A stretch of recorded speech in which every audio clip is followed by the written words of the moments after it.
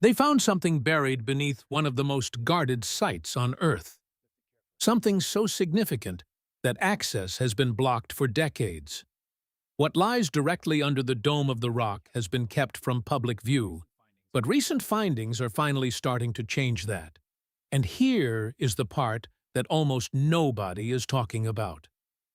What's been uncovered down there doesn't just make headlines, it lines up, detail by detail, with an ancient text written thousands of years ago.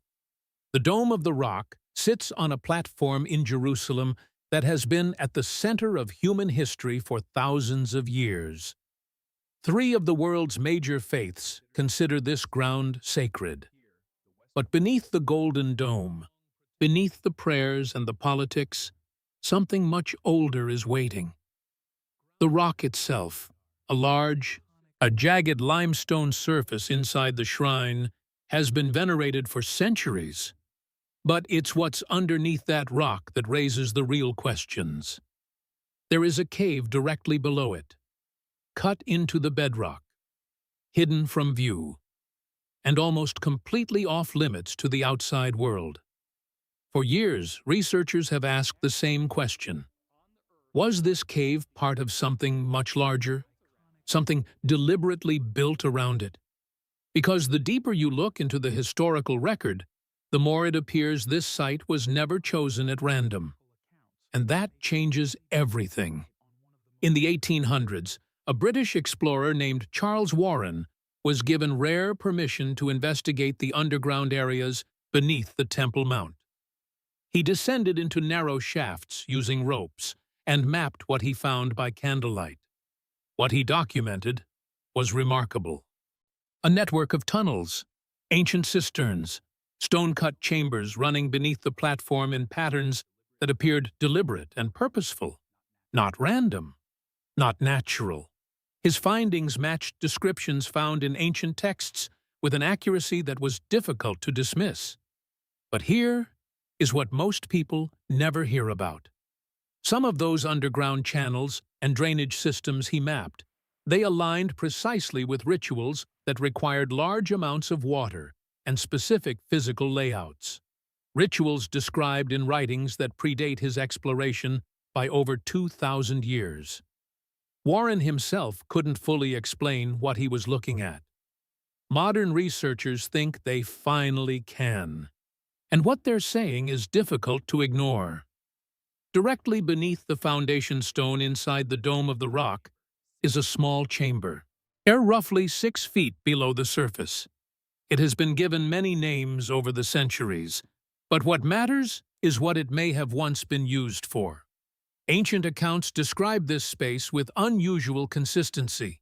Early writers who visited Jerusalem before modern access restrictions noted specific features: stone markings, cut surfaces, and a layout that suggested intentional design rather than natural formation. Now, here is where it gets harder to explain away. The position of this cave, relative to the platform above it, the ancient gates around it, and the orientation of the entire structure, places it at the precise location that ancient texts describe as the most sacred inner chamber of the temple. Not close to it, not near it, exactly on it. So the question isn't whether something was here. The question is, what was placed inside it? Beneath the southern end of the Temple Mount, massive ancient stones have been uncovered. Well cut, precisely fitted, and old, far older than the current structures above them. Inscriptions found in tunnels near the western retaining wall have referenced names, priestly family names, that appear in ancient historical records connected to temple service in Jerusalem. These aren't vague connections. These are specific details in specific locations matching specific written records. Ground-penetrating radar scans carried out in areas surrounding the mount have shown something else entirely unexpected: voids beneath the surface, open spaces, chambers that don't appear on any modern map of the site. Nobody has been allowed in to confirm what they are.